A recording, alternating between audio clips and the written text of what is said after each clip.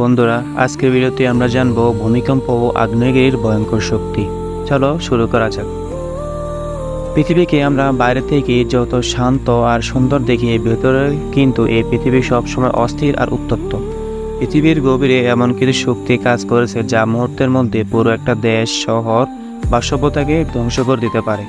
আজ আমরা জানবো সেই ভয়ঙ্কর শক্তির কথা, ভূমিকম্প আর আগ্নেয়গিরি। পৃথিবীর ভেতরের রহস্য।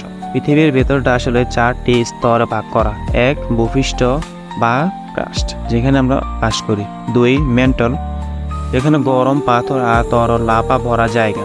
3. আউটকোর, এখানে রয়েছে তরল ধাতুর স্তর। আর 4 রয়েছে ইনার কোর, লোহার শক্তগুলো ভীষণ গরম। এই স্তরগুলো সবসময় নড়াচড়া করেছে, আর এই নড়াচড়া থেকে জন্ম হয় ভূমিকম্প আর আগ্নেয়গিরি। এবার জানবো কিভাবে ভূমিকম্প তৈরি হয়। পৃথিবীর পৃষ্ঠে আসলে অনেকগুলো বিশাল প্লেটে ভাগ করা, যেগুলোকে বলে টেকটনিক প্লেট।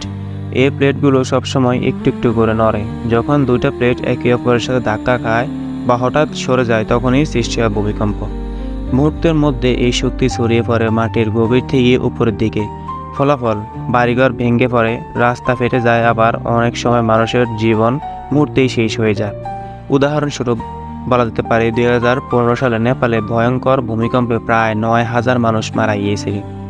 আবার 2004 সালে ইন্দোনেশিয়ায় ভূমিকম্পে থেকে সুনামি সৃষ্টি হয়েছিল, তাতে মারা গিয়েছিল 2 লাখেরও বেশি মানুষ। এবার জানবো কিভাবে আগ্নেয়গিরি তৈরি হয়। আগ্নেয়গিরি হলো পৃথিবীর ভেতরের আগুন আর লাভা বের হওয়ার পথ। পৃথিবীর ম্যান্টলে যে গলিত লাভা থাকে, সেটা চাপ জমে জমে উপরে উঠে আসে। যখন চাপ আর ধরে রাখা যায় না, তখন আগ্নেয়গিরি বিস্ফোরিত হয়। তখন বের হয় লাভা, আগুনের মতো গলিত